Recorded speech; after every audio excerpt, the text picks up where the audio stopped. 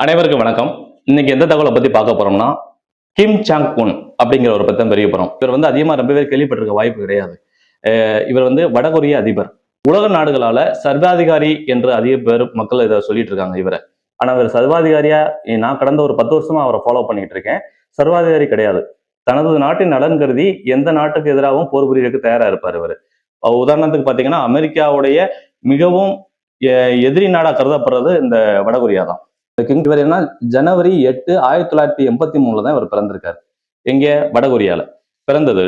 இவர் குடும்ப பின்னணின்னு பாத்தீங்கன்னா, இவருடைய தாத்தா வந்து கிம் இல் சுங்குன்னு சொல்லிட்டு, இவர் தான் வடகொரியா, நார்த் கொரியா, இந்த வடகொரியா தென் கொரியா இருக்கு பாத்தீங்களா, இந்த 2 நாடுகள் பிரியும் போது அந்த வடகொரியாவுக்கு அந்த நாட்டை உருவாக்குனது வந்து இவருடைய தாத்தா தான். அவர் பேரு கிம் இல் சுங். அதுக்கப்புறம் அவருடைய அப்பா, தந்தை கிம் ஜாங் இல், இவர் தான் அதுக்கப்புறம் அந்த நாட்டை வழி நடத்தினவர். அதுக்கப்புறம் 3ஆவதா வர்றவர் தான் இந்த கிம் ஜாங் உன் அப்படிங்கிறவர். அவருடைய தாத்தாவுடைய பேரன் 3வது தலைமுறையா அவர் இந்த நாட்டை ஆண்டுகிட்டு வர்றாரு. இவர் எங்க கல்வி கட்டுறாரு அப்படிங்கன்னா, சுவிட்சர்லாந்துல தான் இவர் படிச்சிருக்காரு. ஆனா சுவிட்சர்லாந்துல இவர் படிக்கும் போதும் மற்ற நாட்டுக்காரங்களுடைய எந்த ஒரு இவரை வந்து கண்காணிக்க முடியாத அளவுக்கு ரொம்பவும் கவனமா இவர் படிச்சு முடிச்சுட்டு வந்திருக்காரு.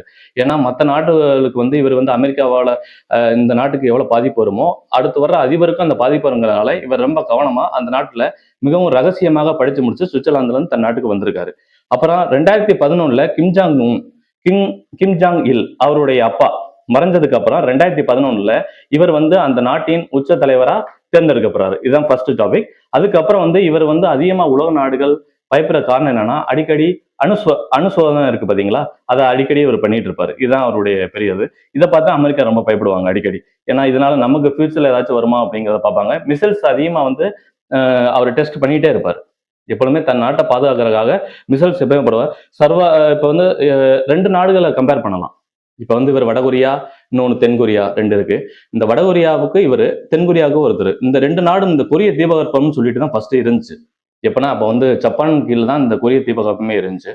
ஆனா என்ன ஆயிடுச்சுன்னா, இடையில அந்த 2ஆம் உலக போர் முடிஞ்சதுக்கு அப்புறம் ஜப்பான் தோல்வி பெற்ற பிறகு ரஷ்யா, அமெரிக்கா இந்த கொரியன் தீபகற்பத்தை 2ஆ பிரிச்சுக்கிட்டாங்க.